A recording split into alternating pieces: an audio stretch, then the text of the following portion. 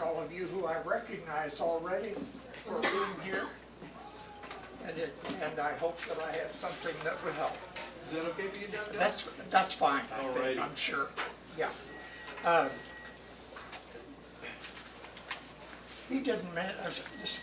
didn't mention in my quote resume that I came from Kansas. Just to show you that my daughter is coaching me from back there. Show you that anyone can start to write poetry, which I did. I'm also a jock, having played basketball in the Midwest in one of the major conferences. But anymore, they're about that much taller than I am. Let me start with my most recent poem, which is always a favorite.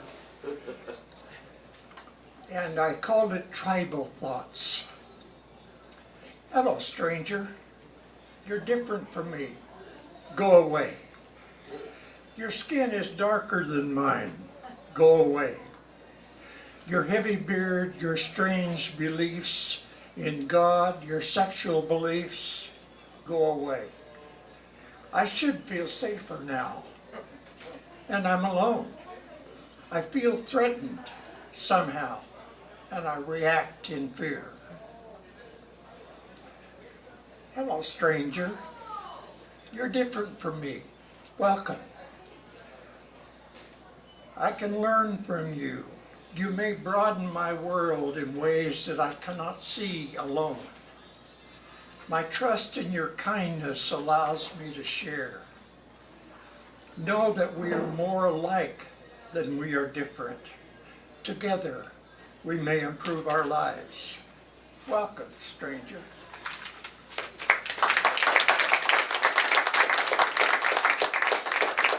And just to relieve you, I remember on the way over here today about advice I heard as a public speaker at one point. There are 3 appropriate times to applaud. One is to welcome and encourage the speaker. You've already done that. The second is when someone is about halfway through and you do it as encouragement. Surely he has something worthwhile to say.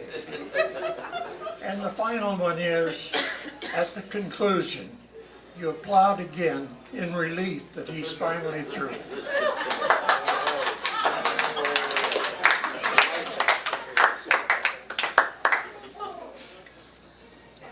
This one is called Quiet Blessings. The God that loves me hears my gratitude spoken beneath my breath, but knows that my head need not be bowed to be lifted to God's strength, and my faith in life's goodness, and my thanks to that constant presence.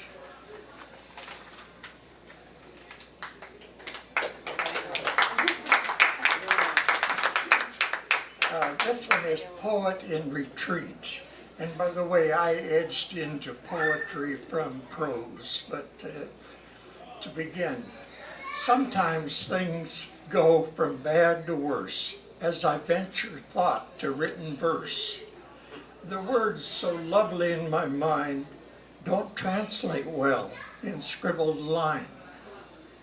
The scenes I paint with careful words drop into chaos like fallen birds. Muddled syntax, meaning smeared by clashing symbols as I feared. I sought for meter and rhythmic beat and displayed the grace of clumsy feet. I know my meaning should be clear, should bring emotions, action, tears, but the tears are mine as I mutter here. Perhaps prose is more my beat. There, the bugle blows retreat.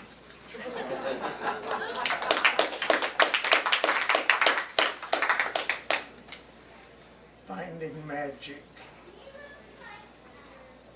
lazy eyes, ignoring eyes to the magic that exists all around.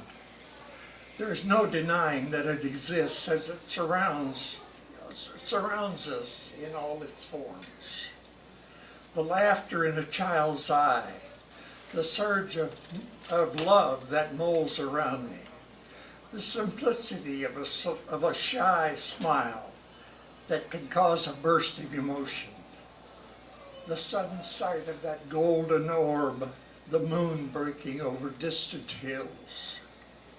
Who could doubt magic when the clasp of a stranger's hand can bring warmth of touch and smiles and a possible shared vision to bring brightness to a disheveled world?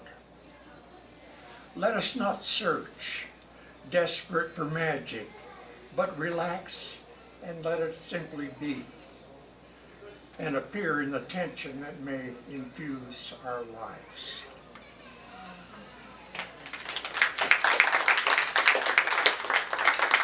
And now I have to resort to my book. This is a combination of prose and poetry, but I'll just focus on the poetry today. And somewhere I've got a cheat sheet. Random thoughts.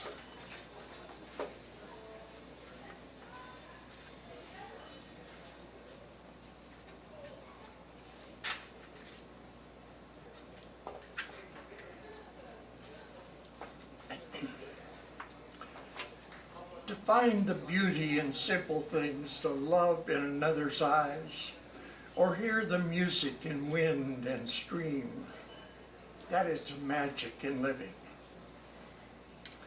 Why did you not believe me? You heard me say I loved you. Though I turned away to book and pen, I could still hear you. There were stars that night. We both saw them, some falling, but our eyes were on the other. What matters those stars far away? We mourn the devastation wrought that day. 3,000 lives, 2 great tall buildings. We kill 100 more of our own with our guns and with our cars. But that day excuses fighting endless wars. Why do I write? Because sometimes, a phrase or thought comes that is all mine, and my heart swells, or my words caused another to laugh or cry or think.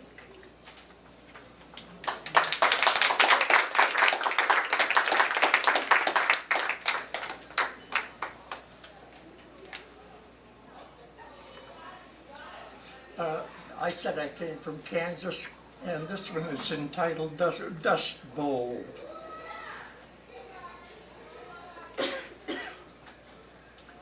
An eerie glow filled a dust-darkened sky. Yet one more rainless day, with a hot driving wind trading soils between 2 states. Sudden calm stills the wind. A metallic air feels oddly heavy. Horses snort and toss anxious heads. Low moans come from the bunched cattle, and chickens halt their ceaseless scrabble for sparse seeds of grain within the dust. A promising freshet of cooling breeze that is, flashes of heat lightning, and splintered lightning strikes out of rain-dark clouds. A distant roar and a rising wind bring huge droplets of rain, clattering on farms' tin roofs.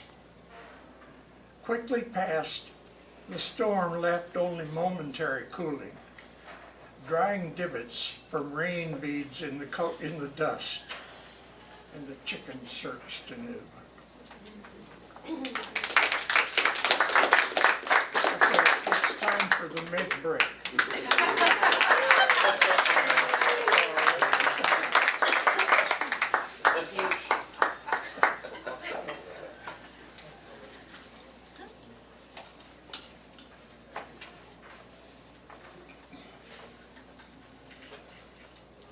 May-December romance. She was young and oh so tender, nice to view, a touch of splendor.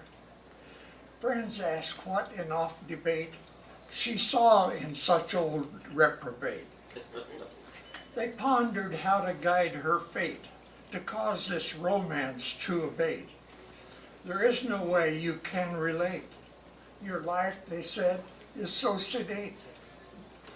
She fingered necklace, stroked her furs, smiled that winsome glance of hers, said, when time comes for last probate, he came to me with full rebate.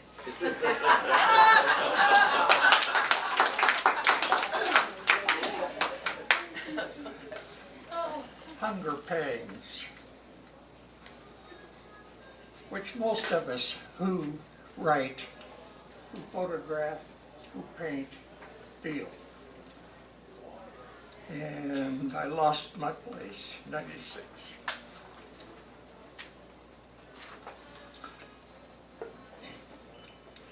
A growing hunger to create beauty probes insistent in many minds. The brief satisfactions brought from food, water, and basic needs yields to a greater need to create beauty, that born from one's own mind and hand.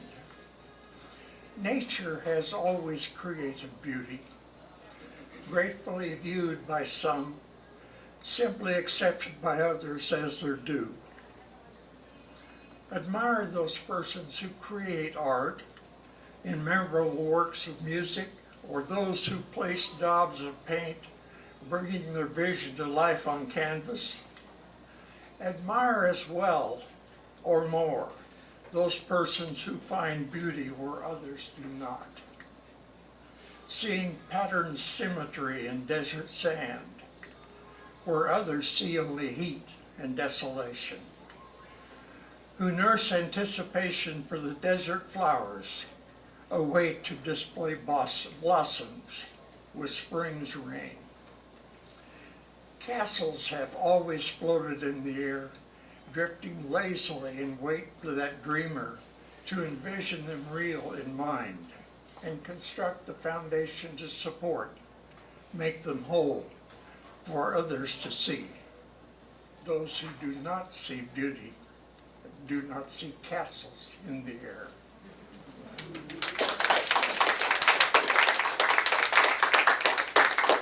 And I need a shot of water. There's my jug. So you can applaud again if you want.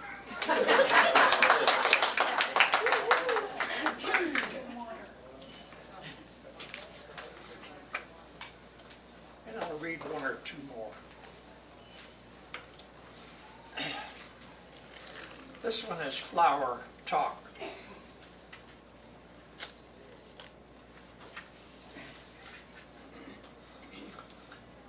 I saw the flowers waving to me gently, seeming to know something I needed to hear or see or feel.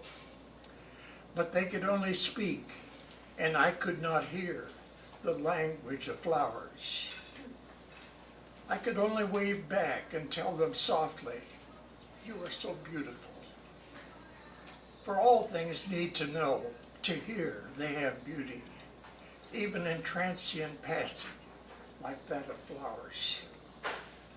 For all things do have beauty, maybe not so easy to see as with flowers, sometimes hidden deep inside, waiting for someone to wave and dare to feel and say, "I see your beauty."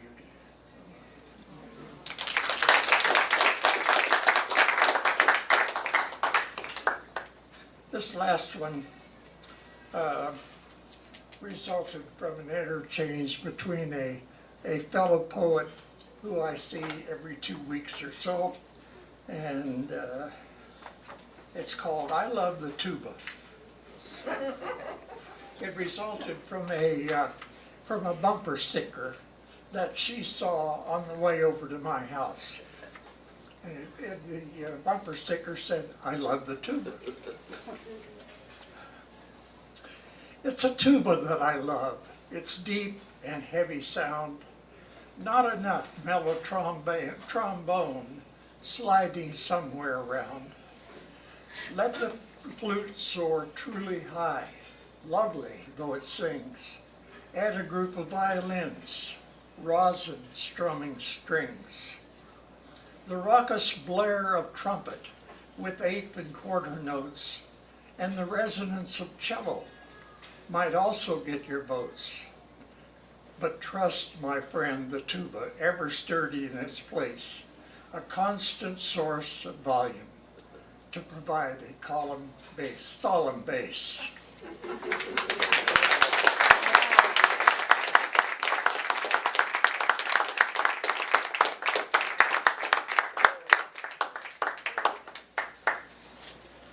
Gus Daum, everybody. Yeah.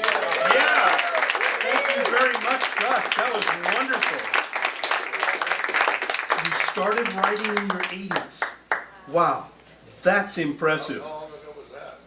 That was like 2 weeks ago, as far as I know. Oh, look, somebody left poetry up here. How nice. Oh, wow.